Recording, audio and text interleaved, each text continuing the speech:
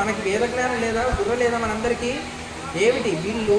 నిజం చెప్పాలంటే ఇసుకల్లో వాళ్ళు నీళ్ళ కోసం వెతికే రోజుల్లోనే మనకి అద్భుతమైన గుళ్ళు ఉన్నాయి. ఎప్పుడైనా మీరు గుడికి వెళ్ళి చూడండి, ఇంత విగ్రహాలు కూడా ఎంత చక్కగా చెక్కేసి ఉంటారో. ఎవరు చెక్కుతాడండి?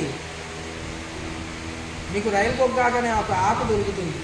ఆ ఆకులో రాయిని కనుక కొన్ని సంవత్సరాలు నానవేస్తే వెన్న తీసినట్టు తీసేసేయచ్చు. రాయిని వెన్న మనం ఇలా అంటే వచ్చేస్తుంది, అలా లాగేస్తూ ఉంటారు. అటువంటి శిల్ప సంపద ఉంది మన దగ్గర. మనం వేరే వాళ్ళని తప్పు చేసి మాట్లాడాల్సినది మనకు తెలియాలి కదా. ముందు మన సంస్కృతి మనకు తెలియాలి. ఇప్పుడు కూడా చాలా కొన్ని దేవాలయాలు ఎలా ఉంటాయి, అసలు ఈ దేవాలయాన్ని చేసిన వాడు ఎవరు రా అన్నట్టుగా ఉంటుంది. ఇటువంటి గొప్ప సంస్కృతి వదిలేసి వాటిని టూరిజం ప్లేస్లు ఏంటండి?